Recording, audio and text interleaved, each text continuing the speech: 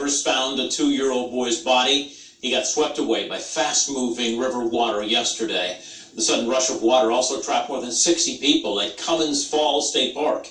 Emergency crews had to rescue all of them. The park is a popular swimming area, but is known for sudden flash floods. 60 pigs headed to a pig sanctuary tonight after crews took them from an Indiana farm. This video from the farm, about an hour south of Indianapolis, is in Brown County. The pigs were up to their bellies in mud, and they did not have any fresh water and were drinking mud. Authorities said they had been to the same farm several times over the last few months. They had been investigating animal cruelty after finding dead animals among dozens of living pigs. After vets check out the pigs, they will go up for adoption. McCall and I were talking on Facebook Live a little earlier tonight. It feels more like the latter part of summer and fall than it does just the opposite. It does. It was a crisp evening out there. Humidity really dropped off over the last several hours, and the air has really cooled off as well. Take a look at these temperatures right now. We're at 59 degrees in the Dayton area, 58 in Troy, 58 in Wapakoneta. Now, we do have a west-northwesterly wind. Winds have subsided since earlier on today, but that west-northwest wind flow is pulling in some cooler air from the north. So with a mainly clear sky tonight and that wind flow, temperatures are expected to fall to the low 50s, if not upper 40s in some spots by daybreak. Live Doppler 7 radar in motion. Clear conditions over the Miami Valley back into Indiana and Illinois. Cloud cover is well off to our east now, along with that precipitation working through parts of Pennsylvania. High pressure is taking over, and that's going to give us a pretty fantastic day tomorrow. For our temperatures through the night, we are falling back into those 50s everywhere. 51 degrees is our expected low for the city of Dayton by 6 o'clock in the morning. Outside of that, up towards our northern cities and towns, up towards Greenville, towards Sydney, Troy, you might be falling into the upper 40s by morning. Either way, cool enough that you may want a jacket or a sweatshirt early, but don't worry, by the afternoon we're going to be looking at much better conditions. We are also dealing with something interesting in the sky tonight. Ignore the banner up there. This is actually more about the fact that you can see Jupiter shining very bright in the sky tonight. It's in opposition, which means it lines up with the Earth and the Sun, looks very bright. So look towards the eastern sky. It's going to be the third brightest object in the sky right now. That's second to the moon and Venus.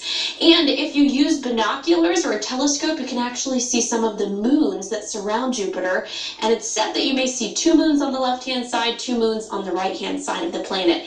If you do capture a photo, please send it in to me. I'd love to see it. I may even share it here right on Channel 7 tomorrow at 5 or 6 o'clock. On the road forecast for tomorrow, cool start as I mentioned, 51 degrees. We'll be at around 56 at 8 a.m., so a quick bump in temperatures as the sun comes up. Through the day tomorrow, we watch those temperatures rise to the mid-70s for a high. On average, we see highs of about 79 degrees, so we're slightly below normal, but it will feel amazing because that humidity is quite low, and we're not going to be dealing with as much of a breeze as we saw out there today. Now, that lower humidity will be with us for several more days, so comfortable conditions will last through the end of your work week. It's by Saturday that we start to feel the muggier conditions moving back in, and that will feed the threat for some thunderstorms as we head into the weekend.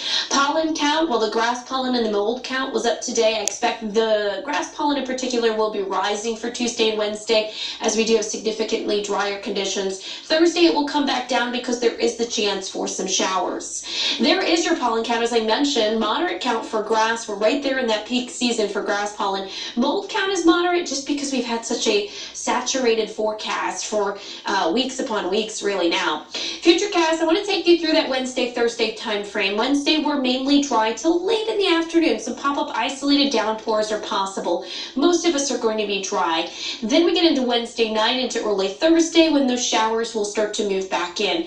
A cooler day Thursday with 65 degrees for our high during the second half of the day, well below normal, about 15 degrees below average. 73 mostly sunny, a beautiful way to round out the work week there on Friday at 73.